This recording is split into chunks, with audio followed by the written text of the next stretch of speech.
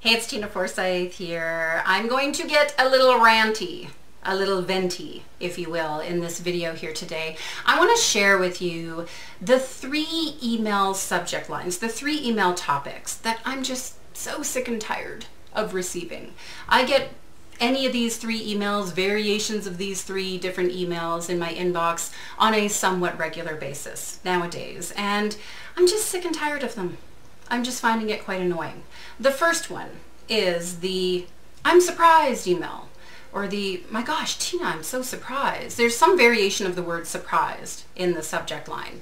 Open up the email and basically the message is, "Tina, I'm so surprised that you didn't buy my latest program. It's awesome and amazing. Why wouldn't you buy this thing?" Like, ew, ew. First and foremost, what makes you think I was remotely interested to begin with? I probably wasn't on any of your webinars. We've never had a sales conversation. I'm on your list for you to send me the email, so obviously I've engaged with you in some way, shape, or form. But there's just something almost condescending about that email that for me is a real turnoff. It's like, you don't know who I am. You're not going to be surprised that I bought or didn't buy from you. I doubt you've even given me a second glance. I know, of course, these things get blasted out to a large group of people. The second email that is along the same lines but kind of coming from a slightly different angle is the "oh my gosh, did I do something to upset you? Are you mad at me? Do you hate me?" email. I received this one last year. I think the first time I saw this one was last year after I unsubscribed from something. So I unsubscribed and I get this email that basically is like, "oh my gosh, like, what did we do wrong? Did we do something to upset you? I know this, there's so much value here. We hate to see you go. Do you hate us?" kind of thing.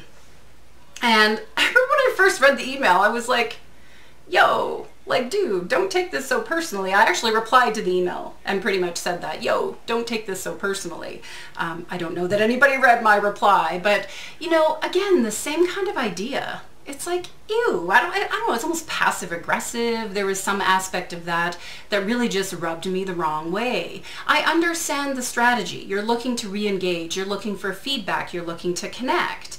And I also understand that, my gosh, inboxes are very competitive. I mean, we got to do some crazy stuff sometimes nowadays to really connect with people, or people think they have to do crazy things in order to actually get people to open and read their emails. But there's just something that, I don't know, what is that?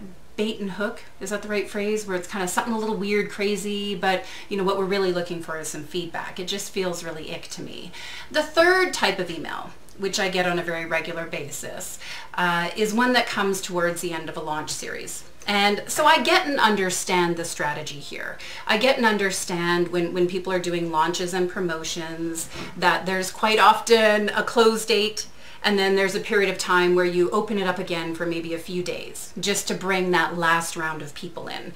And of course, there's ways to approach that I think are pretty solid and in integrity, if you will, authentic. And then there's ways that sometimes just really annoy me.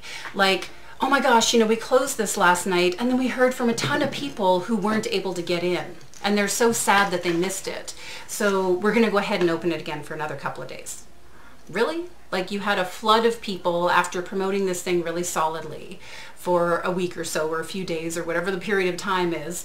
And all of a sudden, all these people showed up last minute and asked to get back in. Is that true? I mean, when I read those emails, that's always a question that goes through my mind. Like, did that actually happen? I mean, did that actually happen? Or, "you know what, I'm going to sneak you in with this special code just for you. I know we closed yesterday, but here's a special code just for you." Really? You didn't send out that same code to, like, however many hundreds or thousands of people on your list as well. All of these things are strategic and purposeful. And I think the thing is, with any of these types of emails, they work. They can work. They can bring in that last round of clients. They can reconnect you with people. They can open up conversations. They can get you feedback, all of that kind of stuff. All of that kind of stuff.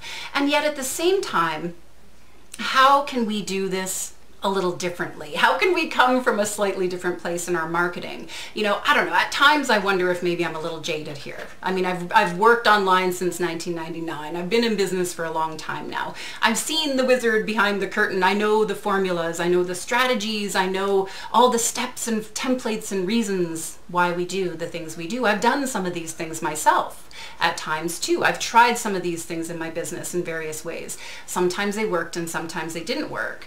But the thing that always comes to mind for me is, how can we be real and authentic and loving in our communications? My friend Michelle PW is doing some great work in this area, love-based copywriting, love-based marketing. You know, how can we approach our marketing from a place that maybe isn't quite so ick? Not quite so ick all the time. I'm curious, I'd love to hear from you. What have been some emails in your inbox that lately that have really just, that you've loved, that you felt really aligned with, you could really see and feel the authenticity from that person? They were loving versus passive aggressive, you know, what's wrong with you kind of stuff. I would love to hear from you what they were. You know, what was the subject line? What was the topic or the approach? And not looking to like name names or whatever per se, although you're welcome to share that if you'd like to as well. But I'm just really curious, you know, if you felt the same way that I have, the things that are just kind of sick and tired of them, compared to the things that are just really heart-based, really purposeful, really honoring, and looking to connect in a deeper way, instead of connecting kind of in that superficial just because it works sort of way. Go ahead and post and share here with the video. We would love to hear what those are for you. And until next time, it's Tina Forsyth here. Take care, everybody. Bye now.